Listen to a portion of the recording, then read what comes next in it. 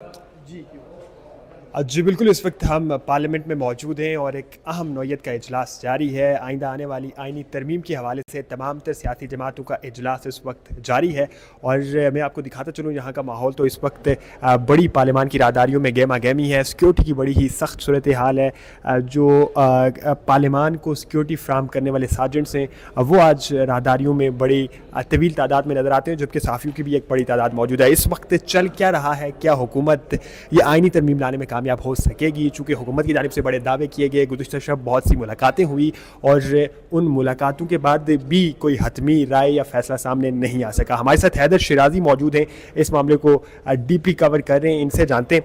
शिराजी साहब, सबसे पहले तो ये बताएं कि आइनी तरमीम के हवाले से इस वक्त तक की ताज़ा तरीन अपडेट क्या है? इस वक्त भी खुसूसी कमेटी का इजलास जारी है, उसमें क्या कुछ डिस्कस हो रहा है?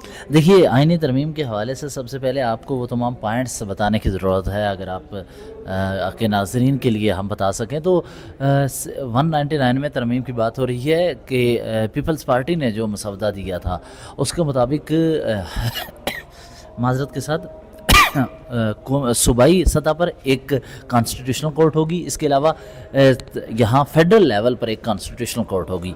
उसमें 175 में तरमीम की बात है, 199 में तरमीम की बात है। ये तो कॉन्स्टिट्यूशनल मैटर्स हैं, लेकिन सादा अल्फाज में अगर बताया जाए तो पीपल्स पार्टी चाहती थी कि वफाक के समेत सूबों में भी एक आइनी अदालत हो। इस सिलसिले में अभी जो मीटिंग चल रही है, इसमें आज उमर अयूब की जानिब से इंतहाई सख्त अल्फाज का इस्तेमाल किया गया, इंतहाई सख्ती से वो बोले हैं। और वहाँ पर बोलने की वजह जो सामने आई है वो ये कि उमर अयूब की जानिब से कहा गया कि ज़ैन कुरैशी जो कि शाह महमूद कुरैशी के फ़र्जंद हैं, उनकी अहलिया को उठाया गया, उनको घर से अगवा करके लेके गए, ज़ैन कुरैशी को उठाया गया।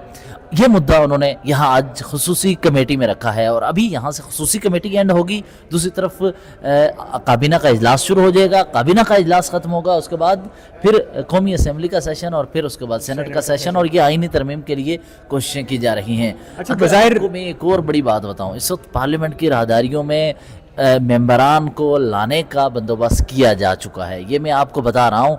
यहाँ पे अभी इन्हीं रास्तों से मेंबरान असम्बली जिनने वोट इसके हक़ में देना है वो नशिस्तों तक पहुँच जाएंगे, रास्ते में किसी को समझ भी नहीं आएगी। सबसे बड़ी खबर। दूसरा ये कि अभी बैरिस्टर गौहर यहाँ से गुजर रहे थे, उन्होंने हमारे साथियों से गुफ्तगू की। शराज यहाँ पे शराजी सहाफ़ी हैं, उनसे गुफ्तगू करते हुए उन्होंने कहा कि हमारे पास 7 मेंबरान ने रब्ता किया है हुकूमत के। अब देखें, उन बैरिस्टर गौहर ये दावा कर रहे हैं जो आसानी से इस तरह के ऐसे दावे कभी नहीं करते हमें पाए गए।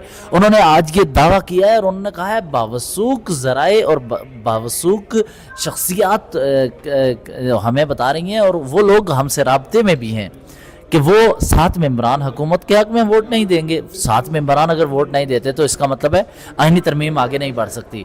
दूसरा एक और, अभी जो फौरी तौर पर इस वक्त ये यहाँ पे अगर आप दिखा सकें, बड़ी एक्टिविटी गहमा गहमी है, बहुत तेज़ी से ये सिक्योरिटी टीमें यहाँ से मूव कर रही हैं। तो आज कुछ ना कुछ होने जा रहा है, मुझे ये लग रहा है। और दूसरा, उमर अयूब ने जो बात की है कि ANP ने कहा कि अवामी नेशनल पार्टी की जानिब से खैबर पख्तूनख्वा का नाम पख्तूनख्वा रखने की बात हुई, तो इसी वजह से हज़ारा से ताल्लुक़ रखने वाले चंद मेंबरान असम्बली, जिसमें JUI फे के भी और पीपल्स पार्टी का भी एक मेंबर हैं, उन्होंने आज मीडिया से गुफ्तगू भी की और प्रेस क्लब में सुबह हज़ारा की तहरीक के लिए आगाज़ का शुरू हो चुकी है।